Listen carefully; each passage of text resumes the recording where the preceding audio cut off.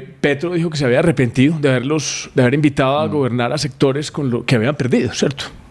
Y lo mencionó a usted, mencionó a Cecilia López, y usted no le ha contestado a Petro. ¿Usted tiene algo para contestarle? Una anécdota aquí para que nosotros sepamos a qué nos enfrentamos y si este señor se va a quedar en el 2026. No creo que él se vaya a quedar como persona, y le voy a contestar. El estilo paranoide de la política. Buscar culpables, victimizarse de manera permanente. Usted jugó a la política, usted fue, digamos, agresivo políticamente y confrontacional también con Sergio Fajardo, que había sido su amigo por muchos años. Sí, eso fue duro de alguna manera. Sí. Y él se resintió. Él se resintió. ¿Y cómo está esa relación hoy con Sergio Fajardo? Hoy en día está un poco congelada.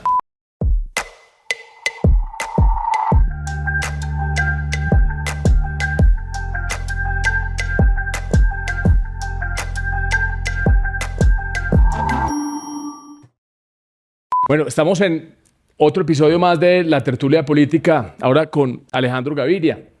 Alejandro, muchas gracias por estar aquí con nosotros. Alejandro, yo te quería proponer que, digamos, nosotros somos de una generación más o menos parecida. Vos has estado en la vida pública casi que desde yo tengo conciencia de la política, entonces me gustaría como parar en cada uno de esos momentos de esa extensa hoja de vida que vos tenés en lo público. Entonces, Alejo, primero que todo, muchas gracias por estar acá con nosotros. Felipe, muchas gracias por la invitación. Y chévere poder conversar. Y un saludo a quienes nos ven y nos oyen. Bueno, lo primero es que vos empezaste, tu primer cargo público fue subdirector de Planeación Nacional, ¿cierto? Sí, fue el primer cargo público. Me ubico en esa época. Eso fue en el año 2002. Yo acabo de llegar de estudiar un doctorado en economía con énfasis en política social. Trabajaba en ese momento a pocas cuadras de aquí, en Bogotá, en Fedesarrollo. Era un investigador puro. Estaba en un momento en que yo había terminado mi doctorado, estaba publicando mis artículos académicos. Y yo no había tenido mucho contacto con la campaña del entonces candidato Álvaro Uribe Vélez, pero conocía a economistas que habían trabajado con él. Una de ellas es con la persona que yo trabajaba y que tenía algún contacto, Olga Lucía Costa, Alberto Carrasquilla. Gana Álvaro Uribe la elección y yo recibo una llamada, ya recuerdo que fue el día de mi cumpleaños, de Santiago Montenegro, que lo había nombrado director de planeación y fui subdirector del DNP. Del 2002, agosto, hasta marzo, febrero del 2003. Fuiste... De 2004. Y, un año y medio largo. Y si mal no recuerdo, renunciaste a ser subdirector de planeación porque el alcalde electo de Medellín, Sergio Fajardo, en ese momento había designado a tu padre, Juan Felipe Gaviria, como presidente, como gerente de PM. De PM, las empresas públicas. Yo era subdirector del DNP. Tenía una presencia muy activa, Felipe, algo que no se ha hecho en las comisiones de regulación de servicios públicos, sobre todo en la CREC, donde había un debate muy grande sobre las fórmulas tarifarias, había unos ajustes que hacer. Incluso esa CREC, yo compartía un espacio con Juan Ricardo Ortega, que era en su momento viceministro de Hacienda, y unas discusiones técnicas muy interesantes. Había tenido tiempo de escribir de mi puño y letra buena parte del plan de desarrollo. Incluso esa introducción del plan de desarrollo, ahí está como la génesis de los 3 huevitos de Uribe, que después él repetiría de manera frenética una y otra vez. Sí, fue un momento interesante. Yo tenía un papel incluso protagónico en el gobierno, porque yo era el secretario técnico del COMPES, y ese instrumento de política pública que hoy está completamente devaluado, que se ha dejado atrás y que era muy importante, se utilizó mucho en ese primer año y medio del gobierno. ¿Qué hubiera pasado, Alejandro, si hubieras continuado en ese gobierno? ¿A dónde hubieras llegado? ¿Qué hubiera pasado? La vida no es lineal, la vida política no es lineal, pero ¿qué hubiera pasado? Imagínate, en sentido figurado, si hubieras continuado en ese gobierno. La vida no es lineal, pero yo tenía, Felipe, también debo decirlo, algunos desacuerdos con el presidente Uribe. Y yo salí en un momento que fue un momento crucial. Y es, yo salgo y a la semana, por primera vez, recuerdo que fue Fabio Echeverry quien planteó la posibilidad de cambiar la Constitución para la reelección. Y yo siempre he preguntado, bueno, yo cómo habría vivido en ese gobierno ya distinto, ¿no? Donde esa idea ya dominó mucho y yo creo que la política comenzó a cambiar. El tiempo pasa y hay cosas que se van perdiendo. Esa primera parte del gobierno de Uribe había una idea fundamental que él repetía una y otra vez: contra la corrupción y la politiquería. Cuando nosotros en el Plan Nacional de Desarrollo tratamos de tener algunos proyectos regionales, Álvaro Uribe nos dijo, no se hacen con los congresistas, se hacen en las regiones hablando con la gente. Y tuvimos un intento que ya está perdido en la historia de presupuestos participativos. Yo me acuerdo que yo estuve en Puerto Asís, Putumayo, en una época muy difícil de seguridad, hablando con la gente en una sede del SENA, tratando de decidir cómo se asignaba ese presupuesto. La vida es extraña. A veces uno como funcionario, Felipe, se le va quedando como una suerte de cinismo. Eso fue en el año 2002. Pasó mucho tiempo, año 2015. Yo estaba de ministro de Salud. Llegué a Puerto Asís, Putumayo. El que era el alcalde entonces era otra vez alcalde. Tomó la palabra este señor y dijo, esa vía en la que vinieron del aeropuerto se debe a el que soy ministro de Salud. Se asignó en ese presupuesto participativo. Pero bueno, tu pregunta... Esa historia está muy bonita. ¿Sabes qué me hace recordar, Alejandro? Que yo creo que nos hace falta, yo no sé, iremos más lejos a hablar de diseño institucional, pero nos hace falta algo en nuestra cultura política que cambie, que los proyectos políticos se personalicen, porque inmediatamente se pierde la esencia de la transformación, porque la transformación puede acabar con la popularidad del momento, pero se acaba con el propósito porque tú estás ya persiguiendo la popularidad que te dé la posibilidad de continuar en otro proyecto adicional. Una de las últimas reuniones que yo tuve como ministro de Salud y Protección Social, así como en los últimos días, que era un momento como emotivo. Uno ya dice, ya estoy como descargado de la gran responsabilidad. Yo acababa de salir de una enfermedad grave, estábamos en cierto entusiasmo en el país con el tema del proceso de paz y estuvimos en Puerto Colombia, al lado de Barranquilla. Y se inauguró una sede muy bonita de un hospital. Y ahí el alcalde tomó la palabra y había una persona sentada de manera muy tímida, ahí a un ladito. Y era el anterior alcalde, que había sido también protagonista de esa obra. Y este alcalde tuvo un acto de generosidad política y dijo, este proyecto, yo no soy el principal protagonista. El principal protagonista es ese señor que está sentado ahí, que era el alcalde. Y él subió. Fue conmovedor. Casi que me dan ganas de llorar, ¿no? Como ese acto de generosidad política que parece no existir en el mundo hoy. Este alcalde lo hizo porque sí, porque le nació ser una buena persona y una persona franca y honesta. Y al final, y eso se pierde mucho por las emociones del momento, pero al final la gente que la transformación le ha dado gasolina en política es cuando han hecho. Y cuando han hecho sin cálculos, sin esto si me va a convenir o no me va a convenir, o sea, el hacer, el transformar, el apostarle a algo, al final termina dando gasolina para muchos años de participación en política y hay que volverle a apostar a eso, a transformar. Quiero hacer, Felipe, ahí como un pequeño paréntesis, porque lo que tú planteas para mí es como la gran pregunta sobre la política. O sea, el hecho de transformar, de ejecutar, de dejar algunas obras, de hacer la diferencia, de inmiscuirse en la complejidad de los problemas, ¿paga políticamente o no? A veces pienso que sí, pero a veces pienso que la política en estos tiempos se está convirtiendo en otra cosa. En una competencia de relatos sobresimplificados, donde quienes hacen a veces terminan siendo castigados políticamente. Porque hacer es difícil y hacer enfrenta dificultades. Y todas las soluciones son parciales, de alguna manera. Pero yo tengo una teoría novedosa al respecto. Hágale, hermano. Y es, llega la gente que de pronto no es la correcta a gobernar. Y se están haciendo elegir o por su carisma o por la forma en que manejan las emociones o cómo dividen la población. Yo creo que hay que entender, y los hacedores de políticas públicas, las personas que, y me incluyo, que quisiéramos transformar los territorios, tenemos que aprender a jugar a la política. Tenemos que hacer la política que es la que le entusiasma a la gente. Y ese es un reto. Y si las personas que no tienen la capacidad de ejecutar, de hacer, de transformar, lo hacen, porque el resto no puede, ¿cierto? Yo creo que es un reto hoy, hay que jugar a la política que le gusta a la gente, hay que entusiasmar, hay que inspirar. Sin duda. Y hay que hacer las dos cosas. Uno tiene que ser capaz de ejecutar, de moverse en el ámbito de las políticas públicas, de buscar consensos, de ser transformador. Pero la política también es comunicar, de contar una historia, de entusiasmar a la gente, de conectarse con lo que a mí me gusta llamar, Felipe, las emociones morales de la política. Vamos a saltar en el tiempo, no sé, estoy desordenando todo. Cuando yo estuve en la campaña presidencial, estamos saltando en esta historia 20 Pero años. después volvemos.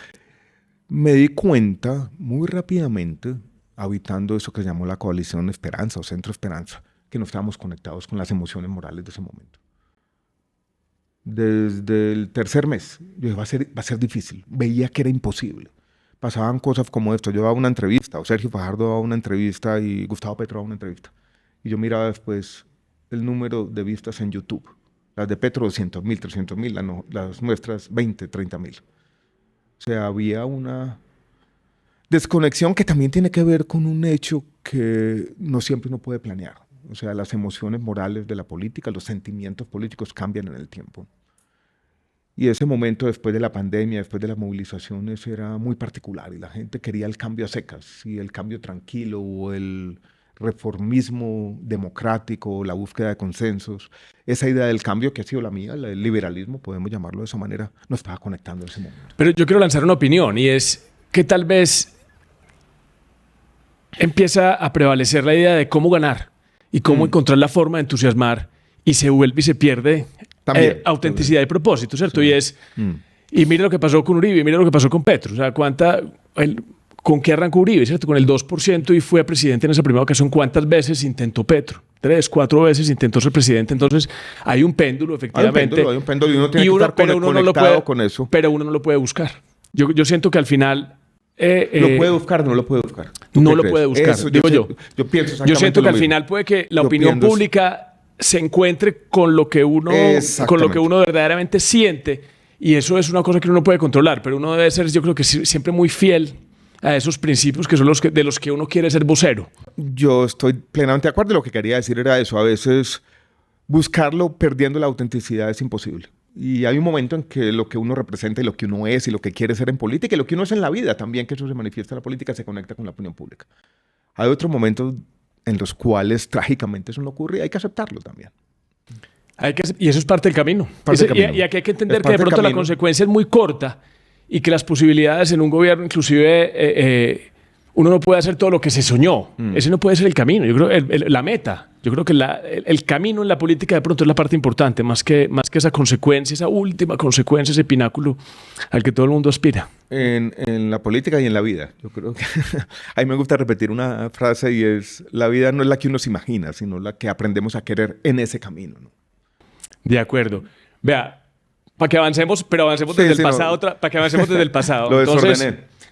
¿Dónde me encontré yo con usted la primera vez? Yo hice eso, ¿qué nombre tiene esa alta gerencia de los Andes? Es una diplomado, especialización, creo. Sí, tiene como el grado de una especialización, digamos, sí. De alta gerencia en los Andes. Y ellos buscan que eso esté compuesto por personas de las fuerzas militares, de la política.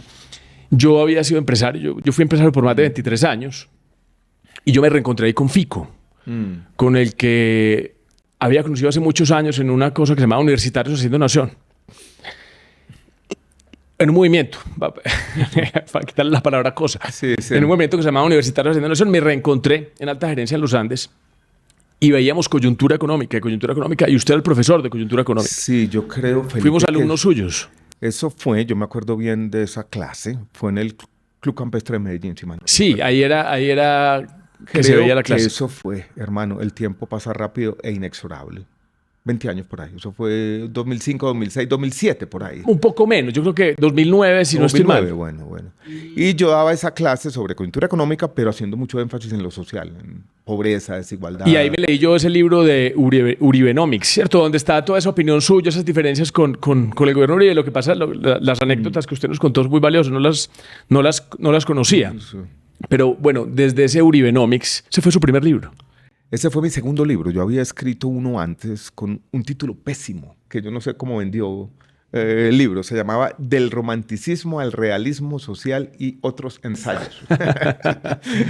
Ininteligible, que era un libro parecido a lo que he seguido escribiendo siempre, Felipe, porque combinaba como la literatura, pero también la política pública.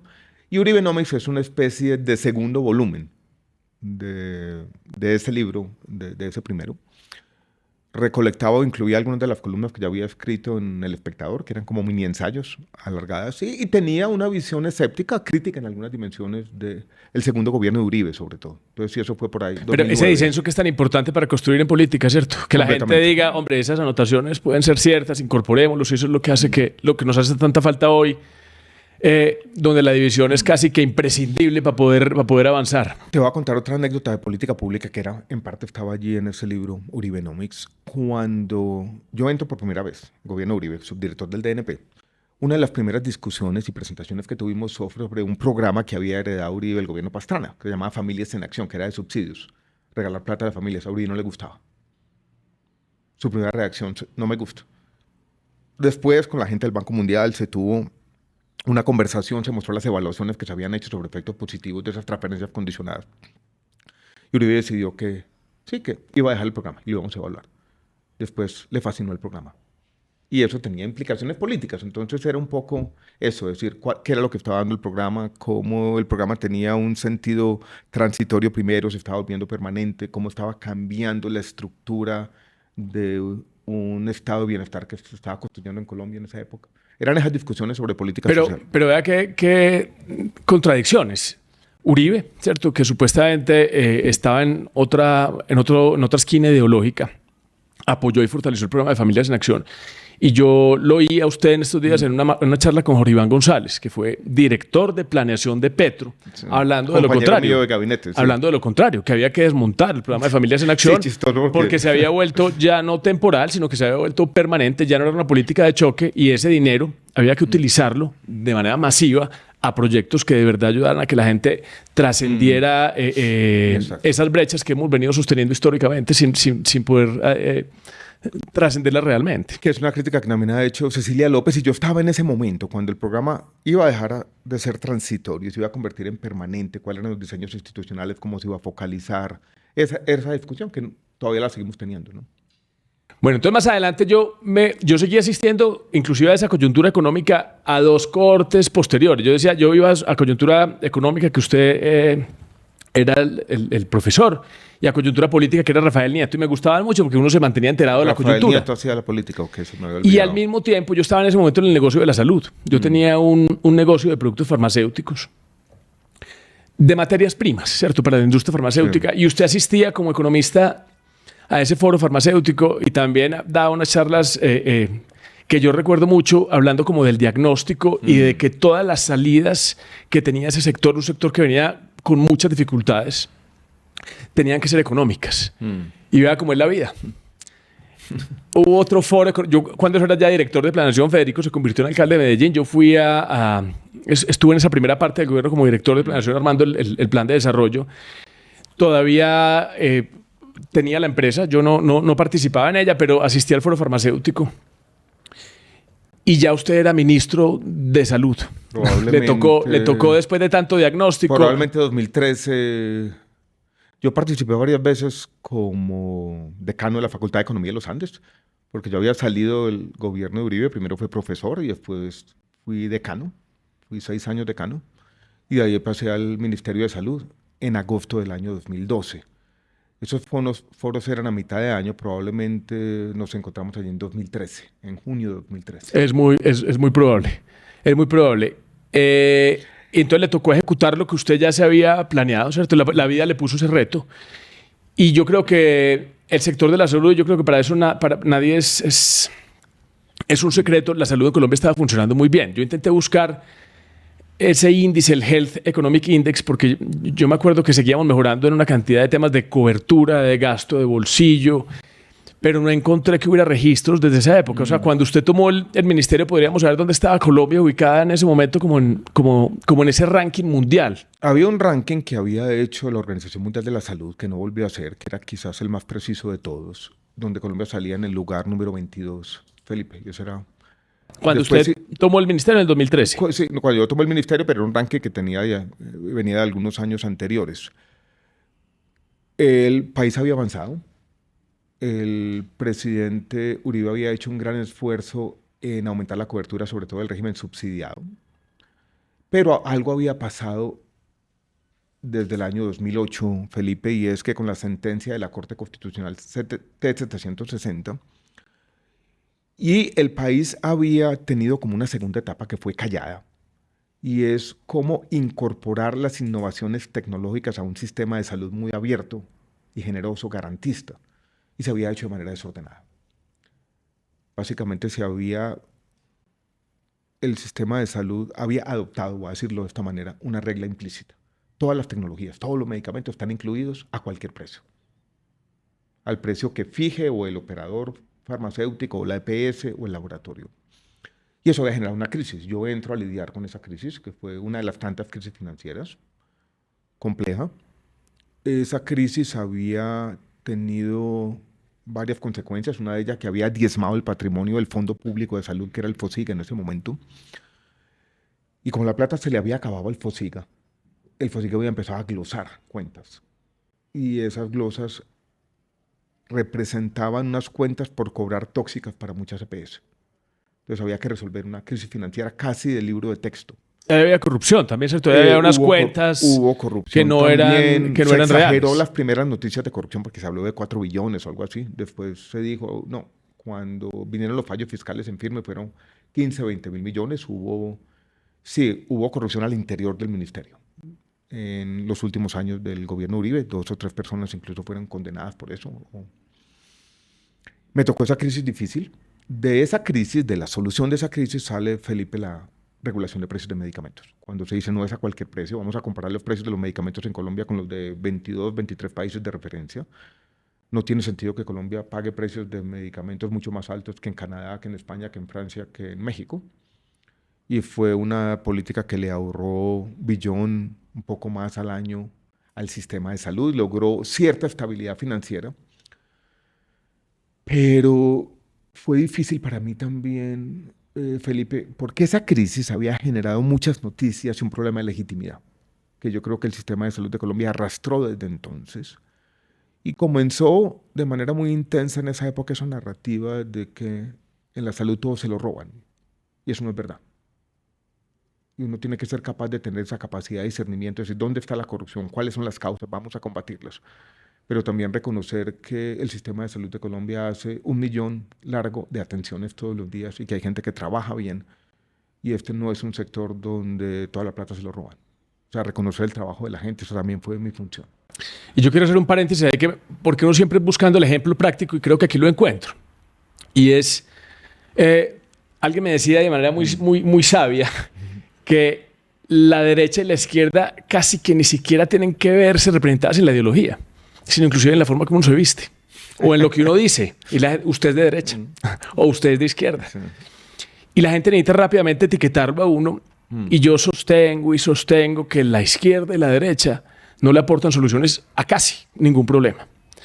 Y me gusta mucho más hablar de la teoría del juicio práctico. Y es que cada problema tiene una solución. Entonces hay gente que habla de la libertad del mercado y que el mercado hay que dejarlo libre, que el Estado debe ser muy pequeño, y yo creo que todo tiene límites. Y este es un ejemplo. Yo creo que haya regulación de precios, entonces la gente diría, no, eso es de izquierda. No, es que precisamente el Estado está para corregir cuando haya una falla de mercado. Y ahí había una falla de mercado. Eso a mí me parece una política espectacular de ahorro, de equilibrio de precios. Entonces los precios a los que se compraban los medicamentos en Colombia eran los mismos de Ecuador, los mismos de México, los mismos de Europa, ¿cierto? Claro. Porque aquí aprovechaban que había una protección de patentes tan fuerte que no permitía competencia y por eso los precios eran exorbitantes. Entonces ese es un ejemplo claro de la teoría del juicio práctico, que cada problema tiene una solución correcta y casi nunca corresponden a la solución de izquierda o derecha.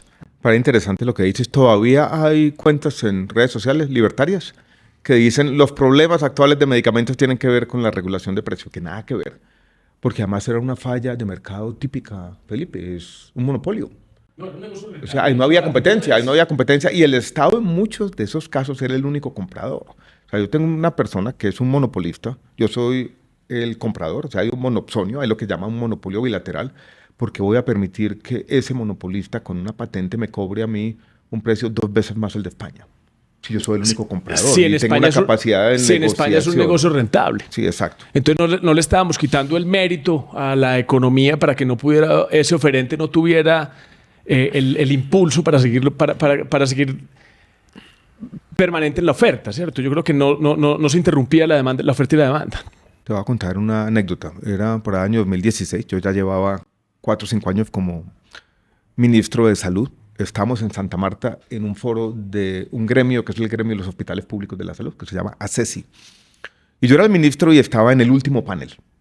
Y es uno de esos paneles larguísimos donde hay 7 personas que intervienen y un moderador, pero cada uno está echando su rollo y le dan la palabra a la primera persona y habla 45 minutos. Entonces yo dije, yo voy a hablar de último, el primero habló 45 minutos, esta vaina va a estar eterna. Y entonces me puse a escribir mi presentación, dije, voy a cambiar lo que voy a decir. Y ahí escribí una cosa que se llama un decálogo de un reformista democrático. Voy a hacer como... Ayer vi que en sus redes sociales está eso como en la presentación. Sí, Reformista democrático. Sí, está eso. Entonces, un decálogo, cómo transformar la sociedad. Y tiene que ver mucho con lo que tú acabas de decir. Y el primer punto decía como lo siguiente: no soy de aquellos que creen que el Estado sea la solución de todos los problemas, pero tampoco que es la fuente de todos los problemas. Como tratando de decir eso. Hay casos en los cuales hay que regular los mercados y hay regulaciones más o menos razonables, y hay fallas de mercado y fallas de Estado. Esa visión, que es una visión, si se quiere, ortodoxa desde un punto de vista económico, que nos ayuda a entender los dos lados del problema, sigue siendo, a pesar de que no parece estar conectada con el espíritu de los tiempos, mi visión del cambio social. De entender los problemas plenamente, de tratar de hacer una pedagogía, de ser consciente de esa complejidad, de no despertar ilusiones falsas, de creer que el cambio social no es cuestión de todo o nada, es cuestión de más o menos, de sumar donde hay que sumar y restar donde hay que restar. Y, por ejemplo, siguiendo en el tema de la salud, ¿qué le queda al sector salud? O sea, ¿qué mensaje le damos al sector salud en estos 18 meses año y medio largo que quedan del gobierno Petro? ¿Qué puede hacer el gobierno salud el sector salud para sostenerse en lo que queda de este gobierno? Va a tocar resistir, pero yo voy a mandar un mensaje de optimismo. Colombia, a pesar de todo, y la reconstrucción ocurrirá, ojalá pronto, a partir del año 2026. Lo que yo creo y que debemos soñar entre todos, Felipe, es que Colombia va a tener el mejor sistema de salud de América Latina. Y tiene todo para hacerlo. Pero tiene el talento humano, tiene las instituciones. Resistir es resistir con tiene cada, la capacidad. Un año y medio intentemos resistir, de sobrevivir. Y dar la pelea. De no cerrar, de aguantar. Y evitar la peor versión de la reforma a la salud que nos puede llevar a un escenario irreversible. No va a ser fácil la reconstrucción del todo. Yo tengo esta preocupación, Felipe, y aquí me voy a volver un poco más técnico, y es como la siguiente. Llega el próximo gobierno, tal vez el problema más ingente que tendrá que enfrentar es qué pasa con las EPS intervenidas. Con la nueva EPS, que es mixta, ahí están las cajas de compensación, con Sanitas, con Sabia Salud, y la lista es larga. Lo que probablemente va a tratar de hacer un próximo superintendente es decir, bueno, sentémonos con los diferentes agentes, con los dueños de estas EPS, para ver cómo se las entregamos. Y ellos van a decir lo siguiente: mire, ustedes la intervinieron y en esa intervención esto acumuló unas deudas más allá de cualquier proporción. 1 billón de pesos adicionales 2 billones, a lo que fue la razón de su intervención. A mí me dicen, la Sanitas en los últimos 6 meses tiene un hueco de 800 mil millones. La siniestralidad de la nueva EPS está en 130%, o sea, va a acumular 1,5 billones. Entonces las cajas de compensación van a decir, ¿cómo así? Usted la intervino, los pasivos crecieron en 2 o 3 billones de pesos y me va a pasar esa deuda a mí. Y los dueños de Sanitas van a decir lo mismo. ¿Qué vamos a hacer? Y esa tensión puede desgastar el sistema. Entonces tenemos que empezar a pensar soluciones para eso. Eso es fundamental. Y un crédito de la banca multilateral a largo plazo. Alguna cosa sí, un tema de reconocer algo y tirarlo para adelante. No todo puede ser asumido por el Estado, pero esa conversación va a ser dura, desgastante, y tiene que tratar de hacerse rápidamente. Eso por un lado. Por el otro, volver a recuperar las capacidades técnicas del ministerio, financiar el sistema adecuadamente, tener una ruta, una conversación con el ministro de Hacienda, porque el sistema de salud, como todos los sistemas del mundo, necesita más recursos. Esos sistemas duales también, para recoger algunas de las cosas que se han hecho en la atención primaria y que pueden permanecer. Bueno, Alejandro, entonces después ya de ser ministro de Salud, llegó el tema de la Universidad de los Andes. Usted fue rector de la Universidad de los Andes, tal vez el puesto soñado para un investigador. Sí. Que están mis libros. Un economista, que usted fue decano de la Facultad de Economía, fue profesor de la Universidad de los Andes, estudiante también de la Universidad de los Andes. Yo estudié la maestría en Economía en la Universidad de los Andes cuando salí de Medellín, en el año 1991, 90. Tal vez ese puesto soñado y renunció para aspirar a la presidencia. Había pasado, Felipe, algo antes en mi vida, ¿no? Yo había tenido una coincidencia irónica, un cáncer linfático siendo ministro de Salud, años 2017 y 2018. Eso cambió mi forma de entender el mundo y yo tengo por allá perdido en Instagram, en una red social, una idea de lo que yo pensaba en ese momento. Y la forma como yo pensaba lo que iba a hacer en la vida era, me gustaba decir lo siguiente: quiero construir pequeñas historias. O sea, trabajar de pronto con una comunidad educativa, meterme en un emprendimiento, no seguir en la brega pública. Pero la vida no es lo que uno espera, ¿no?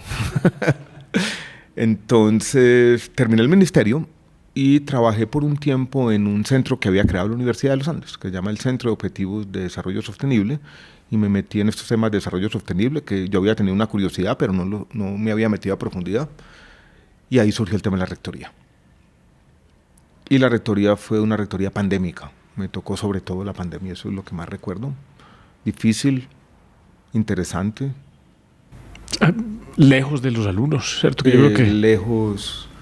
La Universidad de los Andes, Felipe, fue la primera institución en Colombia que dijo que iba a cerrar por causa de la pandemia. Yo tuve una reunión con 10 rectores universitarios aquí en Bogotá, eso fue un lunes. Ya venían las noticias de Italia, cierre de Italia. España e Italia, sí. Y como yo había sido ministro de Salud, estaba muy conectado con redes aquí y allá. Y me llegaban correos electrónicos, noticias. Y el fin de semana antes yo dije, uy, esta vaina va a ser tenaz. Y entonces le dije a los rectores: señores, prepárense para cerrar las universidades. Todos me dijeron, usted está loco. El miércoles estábamos cerrando todos. La universidad esa tarde, ese lunes, anunció que no había viajes de profesores al exterior y que íbamos a empezar a hacer una transición hacia clases virtuales. Vino la pandemia y en la pandemia pasó algo raro, Felipe, que yo no había planeado plenamente, y es que yo a los rectores de los discursos de grado pandémicos por redes sociales, eso comenzó a tener una audiencia grande. Y se formó un grupo de jóvenes en buena parte del país que empezaron a decirme que me querían apoyar. Pusieron una valla por allá en las afueras de Cali que decían: Gaviria, di que sí. Yo empecé a tener conversaciones políticas y ese tema del que yo era completamente escéptico comenzó como a, yo no sé cómo decirlo, como a ser una posibilidad. Pero también tuvo que ver de pronto ese encuentro con lo efímero y lo temporal que es la vida, con esa enfermedad, y también decir esto es algo que de pronto se presentó y hay que asumirlo. También, y conversaciones que uno tenía con mucha gente. Me pasaba algo raro, Felipe, en esa época, es que llamaba a los seguros de mi papá. Mi papá había muerto en el 2019. Siempre pensé, ¿qué me habría dicho? ¿Qué me habría dicho? Y los amigos llamaban a darte ánimo. Todos los amigos llamaban a decirme, yo los llamaba con la esperanza de que me dijeran: no se meten en eso. Y me decían lo contrario.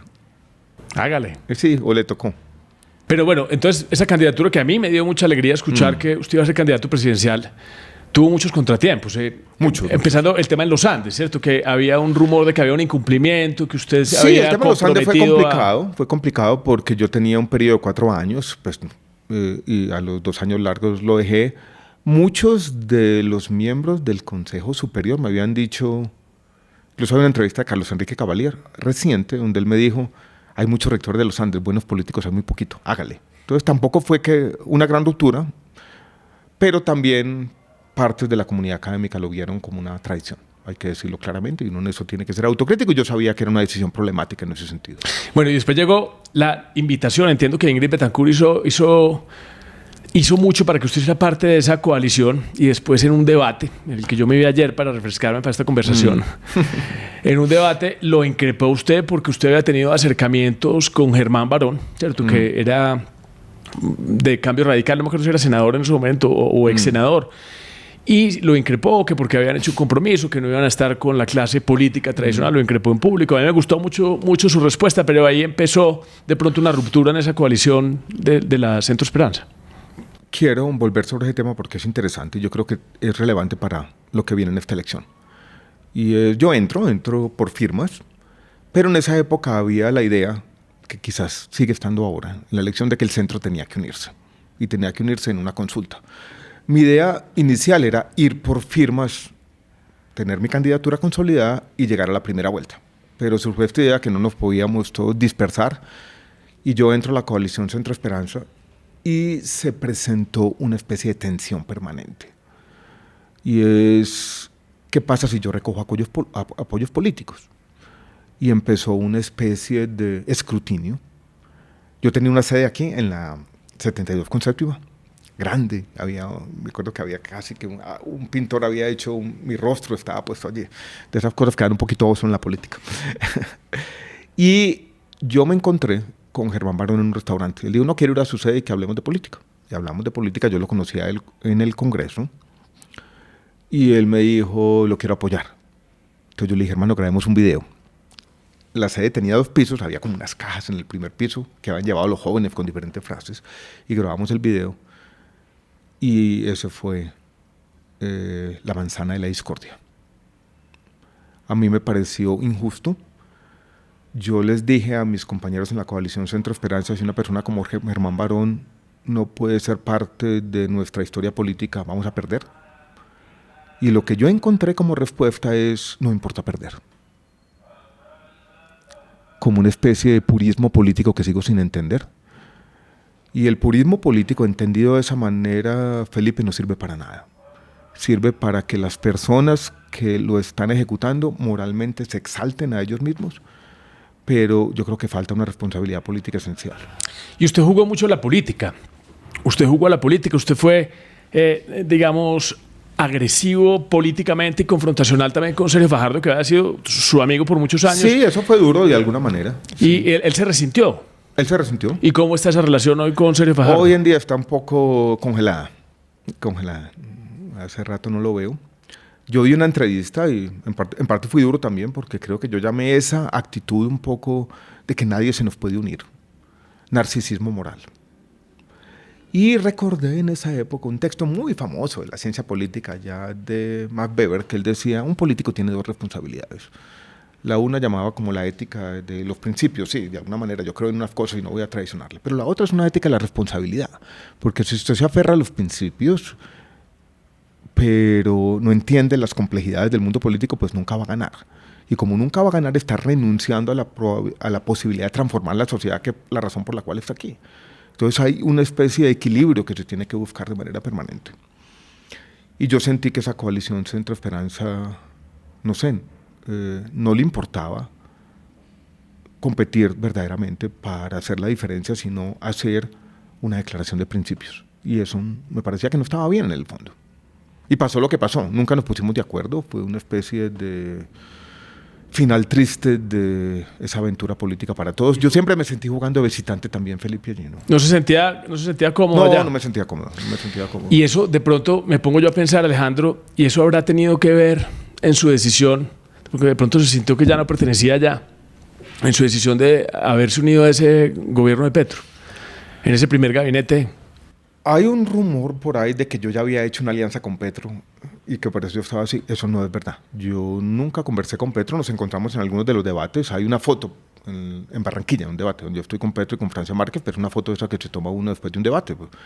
Uno no es enemigo después de los debates y entonces han tratado de montar como una especie de teoría de conspiración que no es cierta. La única conversación política que yo había tenido con Petro fue mucho antes, en abril de 2021, cuando yo todavía era rector de la universidad, que él me pidió una cita y repitió una cosa, y cuento esta historia porque yo le creí después, y es que él creía que el progresismo que él representa y las ideas liberales que yo podría representar deberían estar unidos para cambiar a Colombia. Y eso me quedó sonando. Nunca volví a hablar con él en la campaña, no tuve ninguna conversación. Cuando Fajardo pierde en la primera vuelta, yo tenía que tomar una decisión. Y solo había 3 decisiones, ¿no? Voto en blanco, apoyar a Gustavo Petro, apoyar a Rodolfo Hernández. Felipe, es hoy fácil juzgar lo que estaba pasando, pero si nos devolvemos a ese momento, la idea de que el irse a ver ballenas o no tomar una decisión o el voto en blanco había sido devastadora para Sergio Fajardo. Tanto que él había pasado de un buen resultado en el 2018 a un resultado muy malo en el 2022. Y yo tenía como esa idea, bueno, trágicamente los políticos tenemos que tomar decisiones, entonces yo no voy a votar en blanco, ni voy a anunciar un voto en blanco. Y yo había tenido, Felipe, en la campaña un contacto con ambos y lo he recordado de esta manera. En la campaña presidencial de los Estados Unidos le hicieron una pregunta a Kamala Harris diciendo, diga una virtud de Donald Trump. Y ella no fue capaz de decir nada. ¿Y usted no encontró una virtud de Rodolfo Hernández? La virtud de Petro que yo veía. ¿Cuál es la virtud de Petro? Que Petro había sido capaz de articular la frustración y los deseos de cambio de una buena parte de Colombia. Y si uno es un demócrata, yo creo que eso tenía que ser tenido en cuenta. Y a mí me parecía que desde un punto de vista político de largo plazo, un gobierno de izquierda democrática era bueno para Colombia. La alternancia fortalece la democracia y la termina fortaleciendo. Pero la gente de pronto es tan dura, Alejandro, con usted. Y yo le quiero confesar que yo también sentí cierta desilusión, ¿cierto? Cuando miraba la colección de sus libros ahí en la biblioteca, no lo podía creer. Sobre todo porque esa estatura intelectual de alguna manera hace que se le exija más a usted. Sí. Porque habíamos visto lo que había sido el gobierno de Petro en Bogotá, en esa alcaldía de Bogotá. Entonces nada hacía suponer que fuera a ser distinto. ¿No cree que de pronto con usted la gente sea más exigente? Sí, es exigente, entiendo eso. Y a mí me dicen una frase chistosa, me dicen, si cualquiera se dio cuenta, ¿usted por qué no se dio cuenta? Felipe, yo sabía que esto era un riesgo. Yo sabía que probablemente esta historia podría tener un final que no iba a ser el mejor. Pero incluso en las conversaciones que yo tuve con José Antonio Cambio y Cecilia López, si nosotros podemos aportar 1 año y medio a tomar mejores decisiones, no sé, fue una apuesta arriesgada, compleja. Yo sí me quiero defender en un aspecto, no fue por un puesto, yo no quería volver a ser ministro. O sea, yo apoyé a Gustavo Petro sin ninguna conversación burocrática. Eso es muy importante porque hay mucha gente que tiene ganas de perdonarlo, que usted nos cuente eso. Sí, no sé. A veces dar muchas explicaciones no tiene mucho sentido, pero bueno, yo entré y pasó lo que pasó. Yo me di cuenta desde muy rápido que estaba en el lugar equivocado. En el Consejo de Ministros del 31 de marzo, nosotros estamos grabando aquí hoy, 2 de abril, espero que esto lo saquemos la semana próxima. Petro dijo que se había arrepentido de haber invitado a gobernar a sectores con lo que habían perdido, ¿cierto? Y lo mencionó a usted, mencionó a Cecilia López, mencionó tal vez a José Antonio Campo. Y Cecilia López contó varias anécdotas. Una anécdota en Zarzalvalle, donde uno se asusta de ver realmente quién es Gustavo Petro. Y usted no le ha contestado a Petro. ¿Usted tiene algo para contestarle? Una anécdota aquí para que nosotros sepamos a qué nos enfrentamos y si este señor se va a quedar en el 2026. No creo que él se vaya a quedar como persona y le voy a contestar. Le voy a contestar porque, primero, yo creo que la respuesta tiene como 3 partes. La primera, él dice los sectores que perdieron. A Petro se le ha olvidado muy rápidamente que él no ganó en primera vuelta, que él ganó en segunda vuelta, que en primera vuelta sacó el 40% de los votos y que el apoyo de personas como nosotros del centro político fue fundamental.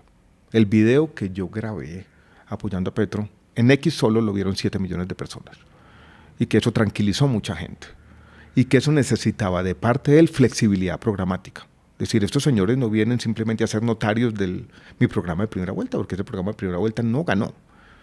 Y que ayudaron a construir una victoria. Había un intento, no de cambiar completamente el programa, nosotros no queríamos llegar a mandar, pero sí de ser generoso, de tener unas conversaciones en un buen sentido y de aceptar que los acuerdos parciales entre diferentes son buenos para la democracia. Yo creo que esa es una primera parte.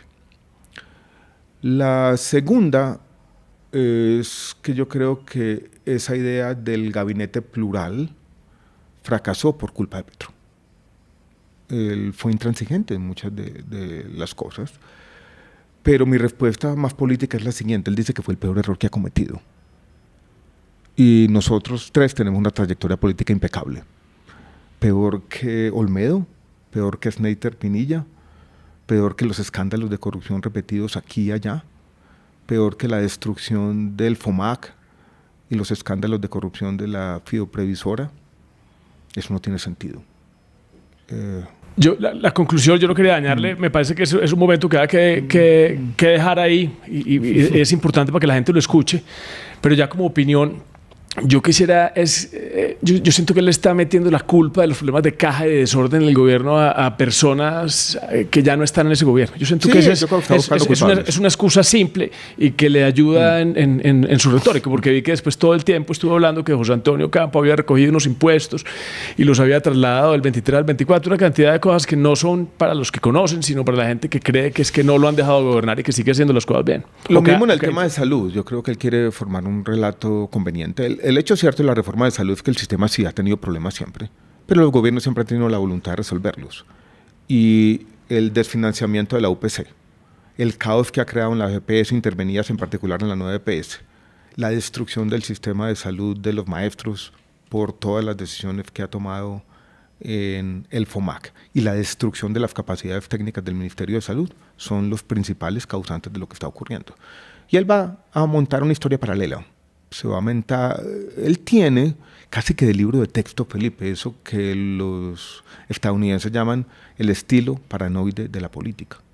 Buscar culpables, victimizarse de manera permanente.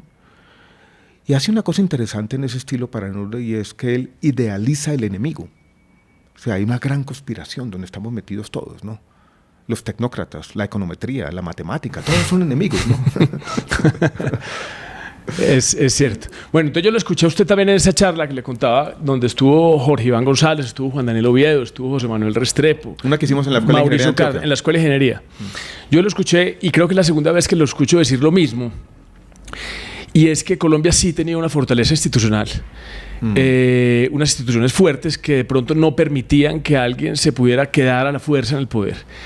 Pero que desde la reforma a la salud algo había pasado con este gobierno. Y es que había negociado 1 a 1 y eso había deslegitimado el poder institucional de los partidos. Y que había que recuperar la fortaleza de los partidos, del pensamiento político. Y por ejemplo, usted es alguien que dice de manera transparente que usted tiene un pensamiento liberal. Y un pensamiento liberal que hoy no se ve representado en ninguna colectividad. Casi no. Y yo intuí, y ahí es donde va esta última pregunta, a ver usted qué nos cuenta.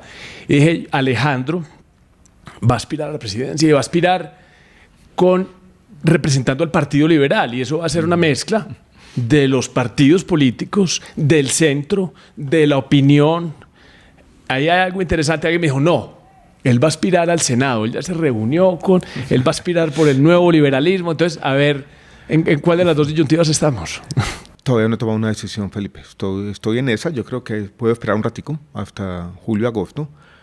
Lo del nuevo liberalismo es una conversación muy incipiente todavía. No hay un ofrecimiento, ni hay un acuerdo todavía. Lo de la presidencia se puede construir una historia, pero tiene que pasar por una consulta. Yo solo por ahí, por firmas, no voy a ir a la presidencia. Yo creo que no tendría mucho sentido. Sacaría 1 millón de votos y yo creo que no sería una cosa eficaz. Pero también si se consolida alguna consulta interesante, puede ser otra posibilidad que se abra.